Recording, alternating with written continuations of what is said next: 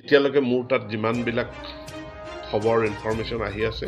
এই ফলাফলক লৈ অভিভাৱক ছাত্ৰ ছাত্ৰী শিক্ষক তেওঁলোক সন্তুষ্ট যদি অসন্তুষ্ট ওলায় কোনোবাই যদি কয় যে মই ফলাফল লৈ সন্তুষ্ট নহয় মোৰ কাৰণে পৰীক্ষা অনুষ্ঠিত কৰিব লাগে আমি আগতীয়াকৈ ঘোষণা কৰি ৰাখিছোঁ সেইসকল অসন্তুষ্ট ছাত্ৰ ছাত্ৰীৰ কাৰণে আমি পৰীক্ষা অনুষ্ঠিত কৰিম গতিকে আগতে এপ্লিকেশ্যনখিনিতো আহক তাৰপিছত আমি সিদ্ধান্ত কৰিম 5 তাৰিখৰ পৰা 12 আগষ্টৰ ভিতৰত এপ্লিকেশ্যন কৰিব হয় তেওঁলোকে নিশ্চিতভাৱে মানে বহুত দেৰিকেতো আৰু তেওঁলোকে কৰিব নোৱাৰে অসন্তুষ্ট বুলি এতিয়া লগে লগে তেওঁলোকে আমাক জনাব লাগিব বিদ্যালয়সমূহ খোলা কিবা সম্ভাৱনা আছে নিশ্চিতভাৱে বিদ্যালয় আমাৰ কোভিড পৰিস্থিতিটোৰ উন্নতি ঘটিছে এই ক্ষেত্ৰত আমি স্বাস্থ্য বিভাগৰ লগতো আলোচনা কৰি আছোঁ আৰু যোৱাকালি মাননীয় মুখ্যমন্ত্ৰীৰ লগতো মই আলোচনা কৰিছোঁ আৰু আমি এটা পৰিকল্পনা হাতত লৈছোঁ আমি যদি পৰিস্থিতিটো এইটো হাৰত যদি ইয়াৰ উন্নতি ঘটি থাকে তেনেহ'লে 1 ছেপ্টেম্বৰৰ পৰা নৱম দশম শ্ৰেণী আৰু মানে একাদশ দ্বাদশ শ্ৰেণীৰ আমি স্কুলসমূহ খোলাৰ কাৰণে আমি হয়তো পৰিকল্পনা এটা আৰম্ভ কৰিছোঁ হয় 1 ছেপ্টেম্বৰৰ পৰা 11-12 আৰু অন্যান্য য'ত যিসকলে মানে আমাৰ কলেজ পৰ্যায়ত যিবিলাক ফাইনেল ইয়েৰ ষ্টুডেণ্ট তো ফাইনেল ইয়েৰৰ আমি ক্লাছসমূহ আমি পুনৰ আৰম্ভ কৰাৰ কাৰণে পৰিকল্পনা কৰিছোঁ আৰু তাৰ কাৰণে নিৰ্দিষ্ট SOP এটা হ'ব সেইখিনি ইউনিভাৰ্চিটিয়ে সিদ্ধান্ত গ্ৰহণ কৰিব আৰু ইউনিভাৰ্চিটিবিলাকে ইতিমধ্যে এনেকুৱা কিছু পদক্ষেপ গ্ৰহণ কৰিছে তেওঁলোকে সেইটো ছাত্ৰ ছাত্ৰীজনৰ নিজৰ ওপৰত কথা তেওঁ যদি ভাবে যে মোৰ মাৰ্কশ্বিটখন সঠিক নহয় মই ইয়াতকৈ বেছি নম্বৰ পাব লাগে মই পৰীক্ষাত বহিম গতিকে তেওঁৰ আবেদনৰ ভিত্তিত পৰীক্ষা অনুষ্ঠিত হ'ব পৰীক্ষাৰ যিটো ফলাফল হ'ব সেইটো তেখেতে মানি ল'ব লাগিব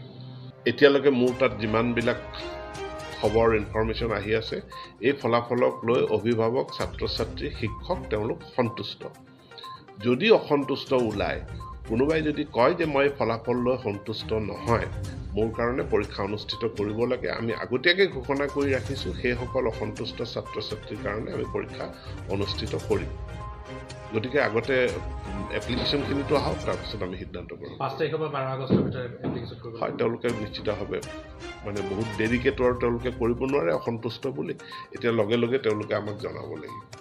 বিদ্যালয়সমূহ খোলা কিবা সম্ভাৱনা আছে নিশ্চিতভাৱে বিদ্যালয় আমাৰ কোভিড পৰিস্থিতিটোৰ উন্নতি ঘটিছে এই ক্ষেত্ৰত আমি স্বাস্থ্য বিভাগৰ লগতো আলোচনা কৰি আছোঁ আৰু যোৱাকালি মাননীয় মুখ্যমন্ত্ৰীৰ লগতো মই আলোচনা কৰিছোঁ আৰু আমি এটা